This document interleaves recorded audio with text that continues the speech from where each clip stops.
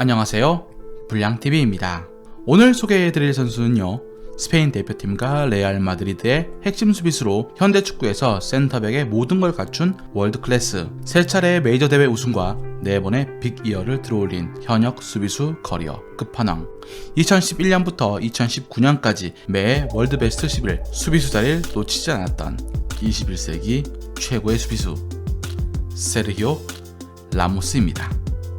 1986년 3월 30일 스페인 세비야 투로 유명한 안달루시아에서 태어난 라모스는 어릴 적부터 축구를 쉽게 접할 수가 있게 됩니다. 세비야 FC, 레알 베티스 등 유수의 클럽들이 모인 안달루시아에서 친구들과 함께 나무 2개를 한쪽 골문으로 하고 바위 2개를 반대쪽 골문으로 정해서 축구를 합니다. 자신이 살던 세비야의 유스팀으로 테스트를 거쳐서 입단을 합니다. 당시 그의 나이는 10살. 들어가 보니 그곳엔 헤수스 나바스, 안토니오 레스 등 엄청난 꿈나무들이 있었고 미래의 절친 안토니오 푸에르타도 있었죠. 유스팀 주장이었던 푸에르타와 빠르게 친해져 절친이 되었고, 이 둘은 각자 오른쪽과 왼쪽을 맡으면서 세비야의 수비진을 구성을 합니다. 그리고 이 둘은 2003-2004 시즌 나란히 양쪽 풀백으로 데뷔합니다. 중요한 경기를 6번이나 출전하기도 했죠. 17살의 나이에 데뷔시킨 세비야의 감독 카파로스는 라모스를 주전으로 내보낸과 동시에 90분 풀타임으로도 소화하게 했는데, 라이트백으로서 다이나믹한 공격 가담력 그리고 수비력, 볼에 대한 집중력 등을 알아보고 조만간 라모스가 세비야의 스타가 될 것이라고 확신을 합니다. 이 능력을 비단 감독뿐만 아니라 당시 거함, 레알 마드리드도 알고 있었죠. 2002-2003 시즌 이후 라리가 우승 경력이 없고 2002년을 마지막으로 챔스 우승도 못하고 있던 레알은 이른 나이에 스페인 축구계를 깜짝 놀라게 한 라모스를 보고 적극적인 러브콜을 보냅니다. 그러나 풀타임 A팀 보장을 요구한 라모스와 B팀 출전 후 승격을 제시한 클럽의 의견이 팽팽히 맞서 협상은 결렬됩니다. 이후 스페인의 연령별 대표팀을 두루 거치면서 부적 함대의 미래로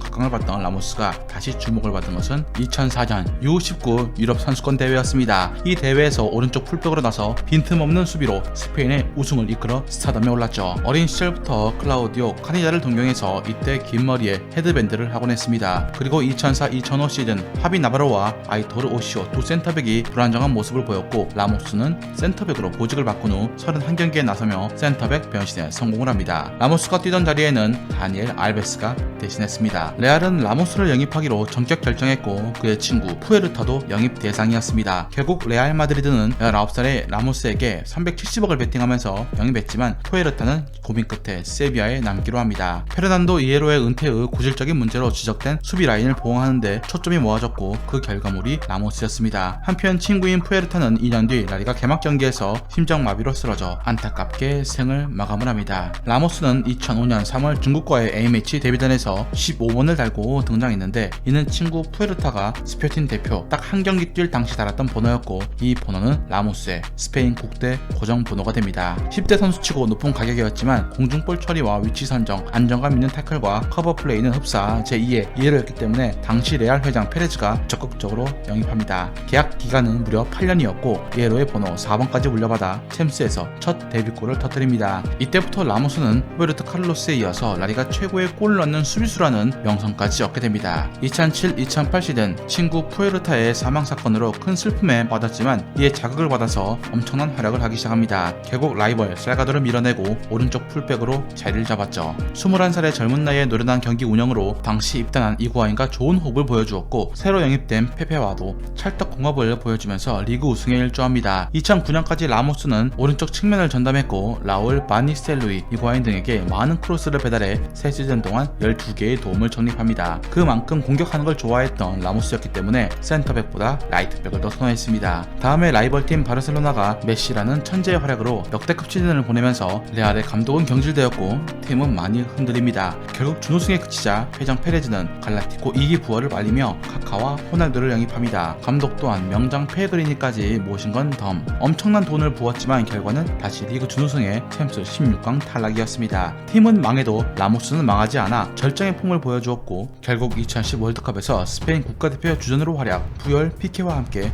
최강 수비 라인을 구축하면서 월드컵을 들어올립니다. 2010-2011 시즌 외질 디마리아의 합류 그리고 전 시즌 트래블을 쌓은 무리뉴가 오면서 레알은 엄청난 업그레이드가 됩니다. 구강컵에서 벌어진 엘클라시코전에서 승리해 18년 만에 우승컵을 가져오기도 했죠. 하지만 경기 직후 벌어진 퍼레이드에서 라모스가 버스 위에서 우승컵을 들다 그만 손이 미끄러져 우승컵이 버스 앞바퀴에 깔려 박살이 나고 말았습니다. 2011년 주장으로 선임되었던 라모스였기에 이보다 더 큰 망신이 아닐 수가 없었습니다. 박살이 나는 순간 선수들 모두 얼어붙었고 라모스는 우승컵이 혼자 뛰어내렸어 라며 말했습니다. 2011-2012 시즌 말도 많고 탈도 많았던 전 시즌이 끝나고 레알은 다시 한번 변화를 시도합니다. 수비 라인을 더욱더 두텁게 하고자 바란과 코엔트란을 영입한 것이었죠. 시즌 막바지까지 바르셀로나와 치열한 우승 경쟁을 하게 되었고 라리가 우승을 놓고 격돌해 승리합니다. 하지만 엄청난 전투에 체력이 방전되었는지 다음 경기 바이에른과의 챔스 4강전 승부차이까지 갑니다.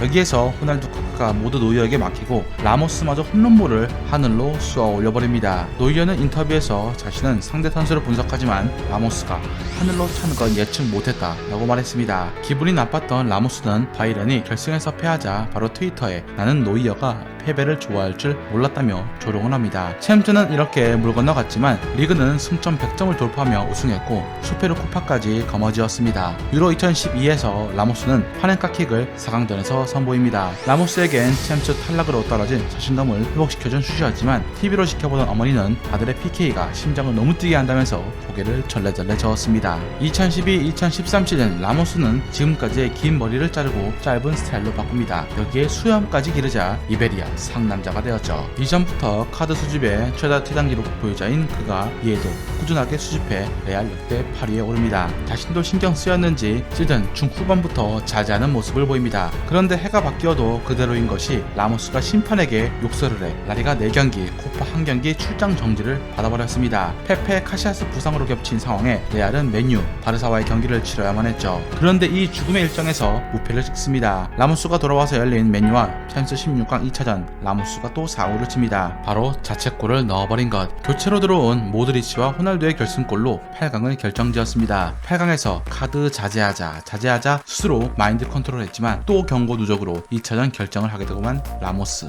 가까스로 팀이 4강으로 갔지만 도르트문트에게 4골이나 먹고 탈탈 털리면서 대패를 당합니다. 홈에서 라모스는 절치부심으로 임했고 골을 넣어 팀이 한 골만 더 넣으면 역전이 가능했습니다. 하지만 외질의 슛은 허공을 갈랐죠. 팬들은 이제 코파델레이 우승뿐이라고 했지만 이 역시 중승에 그칩니다. 14년간 한 번도 져본 적이 없던 아틀레티코 마드리드에게 패해버렸고 경기에서 호날두, 무리뉴, 포르투갈 듀오가 나란히 퇴장을 당합니다. 결국 레알은 최악의 시즌을 마무리했습니다. 무리뉴 감독은 인터뷰에서 스스로도 최악의 한 해였다고 평했고 얼마 뒤 레알과 계약 해지를 하고 떠나버립니다. 2014년 안젤로티 감독이 오면서 라모스를 뜬금없이 수비형 미드필더로 출전을 시킵니다. 그것도 엘클라시코전에서 말이죠. 당연히 익숙지 못한 포지션이라 엉망이었고 최악의 경기력을 선보였습니다. 당시 레버쿠젠에서 좋은 모습을 보여준 카르바알이 다시 레알로 돌아옵니다. 수비진에 탄력을 받았는지 코파델레이 결승도 가고 리그도 수상합니다. 챔스 4강에선 라모스가 무려 2골을 헤딩으로 연결시켜 팀의 12년만 결승행을 이끕니다. 결승 경기인 아틀레티코 마드리드전에서 팀이 패색이 짙어가던 중 후반 추가 시간에 극적인 헤딩골로 살려내며 기적을 만듭니다. 결국 연장으로 간 이 경기의 승자는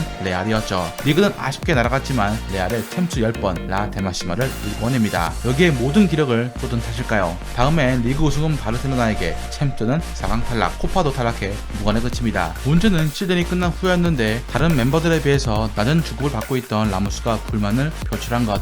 여기에 2015-2016 시즌 수비진 보강이 필요했던 맨유와 연결되며 라모스 이적설이 고개를 듭니다. 여름 이적 시장에서 최고의 핵으로 떠올랐지만 이내 레알과 2020년까지 재계약하면서 일단락이 됩니다. 이때 축구 팬들 사이에서 맨유는 이용하기 딱이야라는 매니 딱이 등장합니다. 정작 이적할 생각도 없었지만 타 구단 이적설을 통해서 좋은 조건으로 계약을 하는 것을 뜻하는 것이었습니다. 2015-2016 시즌 카시아스가 떠나고 새로운 주장으로 오른 라모스와 새로운 감독으로 부임한 베니테즈 조합은 리그 초반 최소 실점 1위 팀으로 질주합니다. 하지만 라모스가 부상으로 나간 경기에서 2실점을 하는 바람에 개막전부터 이어온 부패 행진은 마감이 되었고 리그 중반 발렌시아와 2대2 무승부를 거두면서 수뇌부가 긴급 회의에 들어갑니다. 결론은 베니테즈 경질. 비정의 카드라 볼 수 있었던 지네딘 지단을 감독으로 시즌 중 선임을 합니다. 리그는 이미 우승이 물건능한 상황에 챔스는 2년 만에 다시 결승에 오릅니다. 상대는 또 아틀레티코.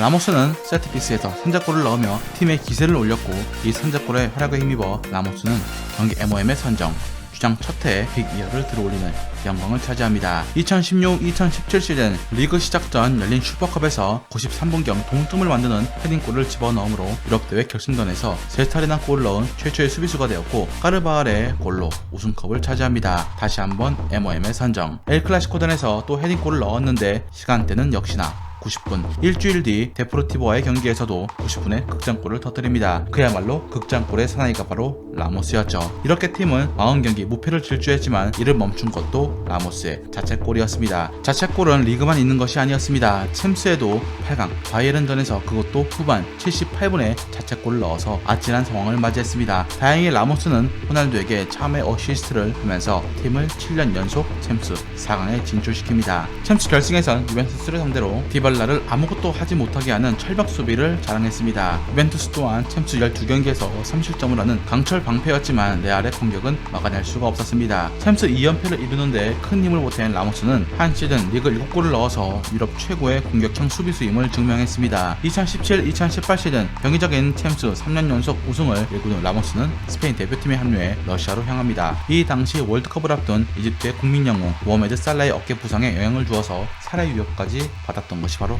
라모스였죠. 스페인은 16강전에서 개최국 러시아에게 무릎을 꿇으면서 고개를 숙입니다. 2014년에 이어서 스페인답지 않은 탈락이었습니다. 하지만 라모스는 카타르 월드컵을 기약하며 마지막 월드컵이 아니라고 못 박습니다. 무적 함대 스페인은 러시아에게 패한 데 이어서 3개월 뒤 잉글랜드에게 또 패하고 말았습니다. 15년 만에 국방에서 진 것이었습니다. 엔리케 감독이 부임을 하면서 스페인 대표팀에는 많은 변화가 일어납니다. 그럼에도 라모스는 주축으로 남았고 스페인 재건에 힘을 보탰죠. 2019년 라모스는 국대 출전 신기록을 모두 갈아치우기 시작을 했고 2019년 10월 168번째 A매치에 나서며 스페인 역대 출장 1위로 올라섭니다. 그의 가슴엔 12년 전 하늘로 간 친구 토에르타의 번호 15번이 여전히 새겨져 있었죠. 경기수뿐만 아니라 공격 본능 또한 놀라웠습니다.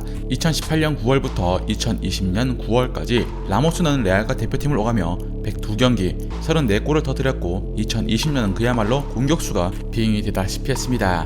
2020년 리그 후반기 17경기에서 8골을 터뜨린 것이었습니다. 리그 총 11골인데 팀 내 득점 2위로 라모스보다 골을 많이 넣은 선수는 벤제마 뿐이었습니다. 수비수의 덕목 중 하나인 볼 낙하 지점 포착 능력은 타의 추정을 불허했기 때문에 라모스만이 가능한 특기였고, 과거 호날두가 차던 PK가 라모스에게 넘어가면서 골수가 일어나게 됩니다. 그리고 라리가에서 가장 많은 골을 넣었던 수비수 로날두 쿠만을 뛰어넘어 역대 1위가 되었죠. 30대 중반의 라모스지만 그가 없으면 챔스에선 승률이 20%도 되지 않던 레알의 2020년 기록을 보면 여전히 그는 레알의 핵심이자 정신적 지주입니다.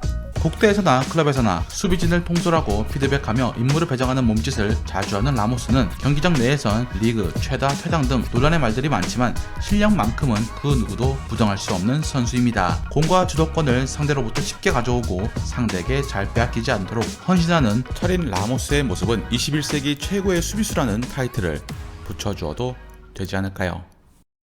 즐겁게 보셨다면 구독과 좋아요 클릭을 부탁드립니다. 다음 이야기에선 2020년 부상으로 많은 경기에 나오지 못했지만 여전히 세계 최고 수준의 미드필더인 한 분에 대해서 소개해드리고자 합니다.